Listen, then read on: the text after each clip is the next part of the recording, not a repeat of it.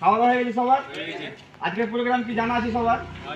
আমাদের এক স্কেল ফিব্রিকেশন মানে রিকভারি আছে, সেটাকে যেভাবে করি আমরা সেফটিতে কাজ, সেভাবে আরামসে করে সেটা স্পেন্ড করে ভালোভাবে আমাদের আসতে হবে। আর গাড়িতে যখন যাবো আমরা, গাড়ির ডালা থেকেও বসবে না, বুঝতেই পারছো। আমরা সবসময় সেফটিতে কাজ করছি, তো সেফটিতেই কাজ করতে হবে।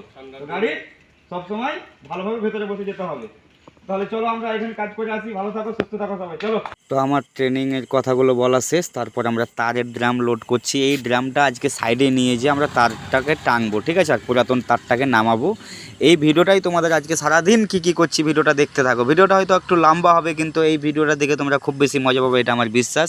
এটা হলো ভাইব্রেশন ডাম্পার, এখানেই লুজ করছি, কারণ টাওয়ারের উপরে লুজ করতে খুব বেশি কষ্ট হয়, বুঝতে পারলে। তারপরে এই যে গাড়ি ছেড়ে দিলাম, গাড়িতে উঠে আছি, কিন্তু একটা জিনিস দেখাবো। দেখো এই এত সুন্দর একটা বাড়ি, ও হো আসাম ইয়ার, কি সুন্দর একটা বাড়ি। এইরকম একটা বাড়ি করার সবার স্বপ্ন, কিন্তু আমরা যে কাজ করি, এই কাজ করে বাড়ি, এত সুন্দর একটা বাড়ি করা অসম্ভব। তারপরে কী করছি ভিডিওটা দেখতে থাকো সম্পূর্ণ, খুব বেশি মজা পাবে আজকের ভিডিওটা, ঠিক আছে। তারপর আমরা বসে থাকার পর, অনেক দিন বসে থাকার পর আমরা কাজে আসলাম, তো দেখতে থাকো ভিডিওটা।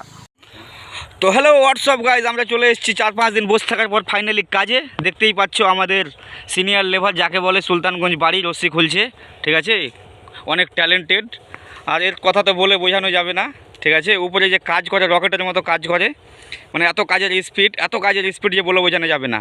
তারপরে এবার চলে আসো ধ্বজানন্দ, ঠিক আছে। এই যে তারপরে এই যে এই লোকটা হলো কি, কাজে পাঠাবো কোনো জায়গায়, তো ও যে ঘুমিয়ে যাবে, ঠিক আছে। রস্সি দিয়ে পাঠানো যায়, ও ঘুমিয়ে যায়। আর পাতলা লোক হতে পারে, কিন্তু কাজের দিক দিয়ে যাও একটা ট্যালেন্টেড লোক, ঠিক আছে, খুব ভালো কাজ করে। এবার আরেকটা ধ্বজানন্দ দিকে চলে যায় ক্যামেরা নিয়ে। এই যে চলে আসো আমাদের ধ্বজানন্দ, ঠিক আছে। ইনি কি বলবো আর দাদা, এর তো কাজে তো এর পরের ভিডিও আবার আমি দেখাচ্ছি, ঠিক আছে, কি করবো আমরা, তোমরা দেখতে থাকো।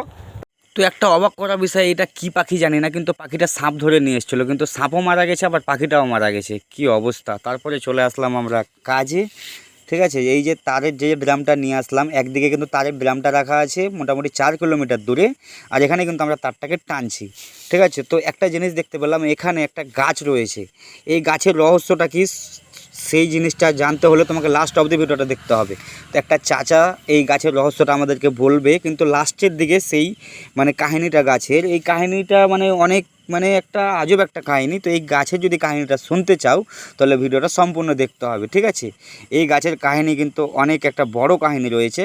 তো এই কাহিনিটা আমাদের এখানে একটা মানে দাদু ছিল, ওই দাদুকে জিজ্ঞেস করলাম, তো ওই দাদুটা এই গাছের কাহিনিটা বললো, ঠিক আছে। এই গাছটার কি মানে কাহিনী আছে, এই গাছটাতে কত কি হয়েছে, টোটাল কাহিনিটা একটা তো কাহিনিটা শোনার জন্য তোমরা অপেক্ষা থাকো। এ নিয়েও কাহিনিটা শোনার জন্য বসে আছে, তো এও অপেক্ষা করছে যে কাহিনিটা শুনবো, কিন্তু ভিডিওটা লাস্ট অবধি দেখো, ঠিক আছে। তুমিও শুনতে পাবো, চিন্তা করো না বাছাধন, তোমাকেও কাহিনিটা শোনাবে এই গাছের কি কাহিনী আছে।